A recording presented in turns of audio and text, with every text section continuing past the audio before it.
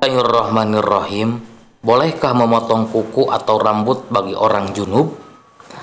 Mengenai hukum memotong kuku atau rambut sebelum mandi bagi orang junub, Imam Ar-Romli dan Syekh Al-Khatib Asy-Syirbini mengutip pernyataan Imam Al-Ghazali dalam Ihya Ulumuddin mengatakan, tidak semestinya seseorang mencukur rambut, memotong kuku atau bulu kemaluan, mengeluarkan darah atau memotong bagian dari dirinya sedangkan dia dalam keadaan junub, karena bagian-bagian tubuhnya ini akan dikembalikan padanya di akhirat dalam keadaan junub, dan dikatakan bahwa setiap rambut akan menuntut kejunubannya.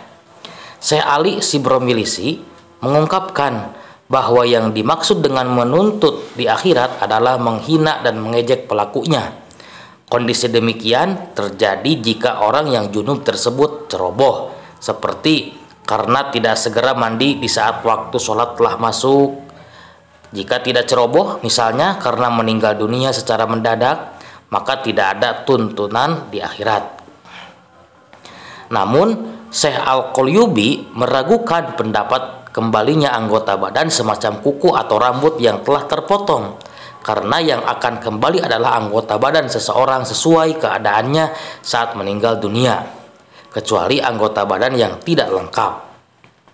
Misalnya, seseorang telah kehilangan tangannya sebelum meninggal dunia, lalu ia meninggal dunia dalam keadaan tidak memiliki tangan, maka tangan ini akan kembali utuh di akhirat.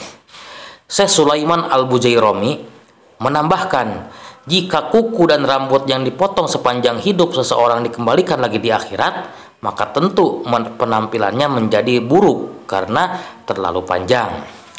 Imam Sa'duddin At-Tabtazani di dalam Syarah Al-Aqaid An-Nasafiyah mengemukakan bahwa anggota tubuh yang kembali dalam anggota tubuh asli yang ada di awal sampai akhir umur seperti tangan, sedangkan kuku, rambut, dan semisalnya akan kembali secara terpisah dari anggota badan untuk menuntut kepada orang yang memotongnya ketika junub atau haid.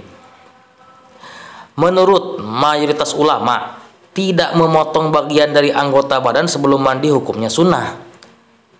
Imam Ibnu Hajar Al-Haytami menyebutkannya dalam sunnah-sunnah mandi, yang artinya orang yang memiliki hadas besar hendaknya tidak menghilangkan sesuatu dari badannya sebelum mandi, meskipun semisal darah. Sementara itu, menurut madhab Hanbali, tidak makruh memotong kuku atau rambut sebelum mandi. Syekh Wahbah Al-Juhaili mengungkapkan, yang artinya tidak dimakruhkan menurut madhab Hanbali bagi orang yang junub atau orang yang haid dan nifas mengambil sesuatu dari rambutnya dan kuku-kukunya. Hal ini berdasarkan riwayat Imam Bukhari dari pendapat Imam Atha, seorang ulama dari kalangan tabi'in. Imam Atha berkata, orang yang junub boleh berbekam, memotong kukunya, dan mencukur rambutnya meskipun dia tidak berwudu. Kesimpulannya, orang yang junub wajib bersuci dengan mandi besar karena junub termasuk hadas besar. Orang junub disunahkan untuk tidak memotong anggota tubuh manapun sebelum ia mandi besar. Ulama madhab Hambali menilai bahwa memotong anggota tubuh seperti kuku dan rambut saat junub dan sebelum mandi besar tidak makruh. Dengan demikian, memotong rambut dan kuku hukumnya boleh, tetapi lebih baik tidak memotongnya hingga bersuci. Jadi yang membolehkan atau yang tidak menghukumi makruh ialah ulama madhab Hambali. Sisanya madhab Hanafi, Maliki, dan Syafi'i itu mengatakannya makruh dan lebih baik tidak memotongnya. Wallahu a'lam bishawab.